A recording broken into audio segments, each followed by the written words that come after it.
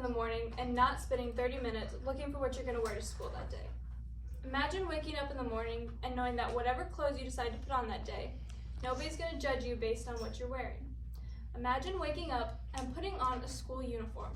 Now, for 20% of schools in the United States, they don't have to imagine this. For them, it's a reality. And I believe that in the 2024-25 school year, Centralia School District should join this percentage in wearing school uniforms. Having school uniforms will improve students' learning, help students feel more comfortable in school, and helps families save money every single year. Students' learning and education is the main focus of school. So why are we not doing everything we can to improve upon this experience?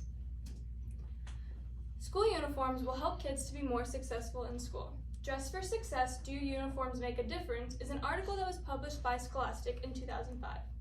It says, quote, students arrive dressed for success, ready to learn. Schools report fewer attendance and behavior problems, better grades, and in some cases, significantly higher achievement, end quote. Now, this particular study is talking about a school in Long Beach, California, where they adopted a school uniform policy. They have a much more diverse group of kids and a student population of around 86,000.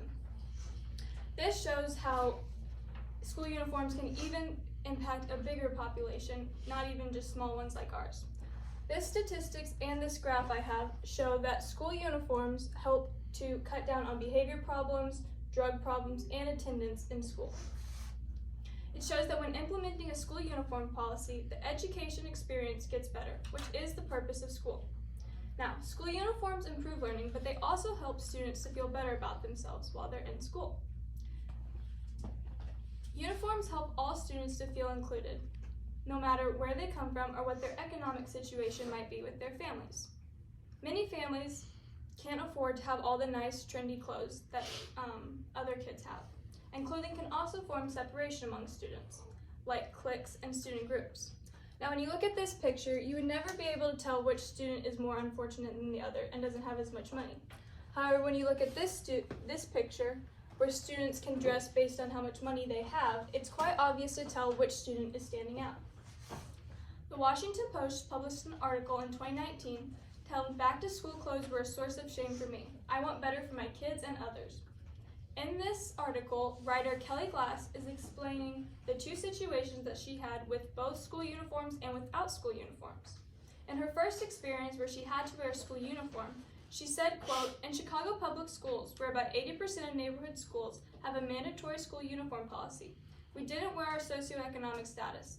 None of us, though, had a uniform fancier, prettier, or more important than the other, end quote. Later in her life, she talked about how she went to a school that had no uniform policy. When she commented on this, she said, quote, I read judgment in the eyes of my new classmates who had a skill I had not yet acquired. They knew how to measure my socioeconomic status with just one quick head-to-toe scan, end quote. Without a school uniform policy, we are encouraging students to feel inadequate based on what they are wearing and something they have no control over. All students should feel comfortable and welcome when they come to Centralia High School. Now, people who are against the school uniform policy are going to argue that it will be more money for lower income families or families that have multiple kids. However, this is simply not true. It becomes a game of numbers at this point. In truth, families will spend less money on school uniforms every year because when school starts, most families go back to school shopping, which can be a lot of money to get all the new trendy styles. However, with school uniforms, you'd wear the same uniform every year unless you grow a bit, so you would never have to keep up with trends. According to Gale's 2021 Gale Opposing Viewpoints online collection article, School Uniforms, a study was done that, quote, estimated the cost of their students' uniforms to be no more than $150 a year.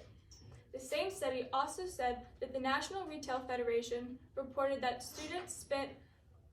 families spent per average on kid, quote, about $240 on clothes and $136 on shoes for the 2019-2020 school year, end quote. This shows that school uniforms are significantly cheaper. And in cases where families can't afford uniforms, many other schools have implemented policies to help lower the cost for families that don't have enough money. And once we have enough uniforms in our community, you can also get secondhand from many stores that will around our community. So, to conclude, for the 2024-25 school year, I believe that Centralia School District should implement a school-wide district uniform policy. In doing this, we will improve students' learning, make students feel more comfortable when they come to school, and we will save many families lots of money a year. School is supposed to be a place where students can learn, grow, and feel comfortable. So why are we not doing everything we can to give students the best experience possible? Thank you.